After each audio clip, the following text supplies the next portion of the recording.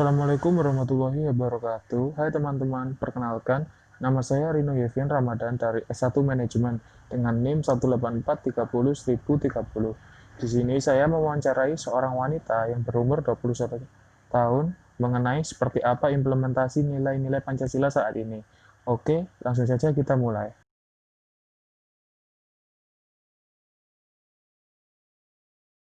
Menurut saya, kompleks tersebut dibuat bukan hanya tanpa maksud, melainkan juga sebagai bukti dari kerukunan beribadah di Bali. Ini juga merupakan salah satu wujud dari toleransi beragama masyarakat Bali yang kita ketahui mayoritas penduduknya beragama Hindu. Akan jauh lebih indah lagi jika seluruh rakyat Indonesia menjadikan motivasi tidaknya menjunjung tinggi toleransi antar umat beragama.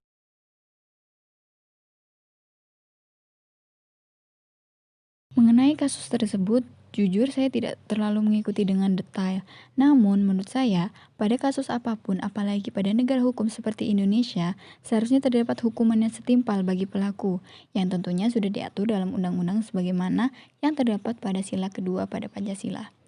Sebagai orang awam, seperti saya yang tidak begitu mengerti tentang dunia politik, pastinya sangat ironis jika kasus seperti ini hanya dijatuhi hukuman 2 dan 1,5 tahun.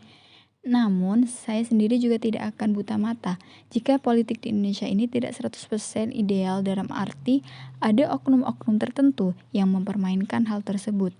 Terlepas dari itu semua, Indonesia adalah negara hukum dan apapun yang terjadi harusnya melalui proses hukum yang adil dan bersih.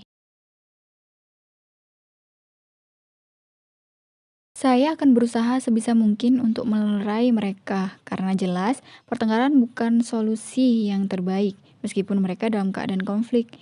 Namun, jika tetap tidak bisa dihentikan, maka saya akan membiarkan mereka menyelesaikan masalahnya dengan cara mereka sendiri. Untuk teman yang melarang atau memanasi mereka yang bertengkar, saya tidak mempedulikannya, tetap melerai mereka yang bertengkar karena dia bukan pihak yang berkonflik. Kasus-kasus seperti ini sudah terlalu sering dilakukan di Indonesia. Namun, karena seringnya kasus tersebut, maka banyak yang menganggap seperti ini adalah hal yang biasa. Meskipun sudah diatur dalam undang-undang yang sah dilakukan, menurut saya mengambil sudut pandang sebagai rakyat, hal ini terasa wajar bila hanya dilakukan sesekali, namun dengan alasan jelas dan kuat. Jika hampir setiap pemilu atau pilkada dilakukan dan penentu hasil akhir adalah MK, maka seakan rasanya percuma diadakan pemungutan suara langsung dari rakyat.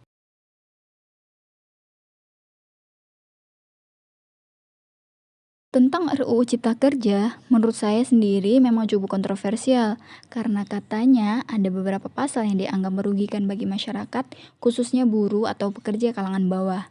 Juga pengesahannya pada saat pandemi yang dianggap kurang tepat karena masyarakat masih sibuk memikirkan bagaimana mendapatkan pemasukan saat keadaan pandemi. Ditambah dengan pengesahan RUU Cipta Kerja yang katanya berefek negatif bagi mereka. Tetapi di samping itu semua, RUU Cipta Kerja ini sangat berefek besar bagi semua pihak dari mulai rakyat kalangan bawah sampai pada investor luar negeri. Jujur saja saya belum dapat mengatakan dengan jelas bahwa adil atau tidaknya pengesahan RUU Cipta Kerja ini.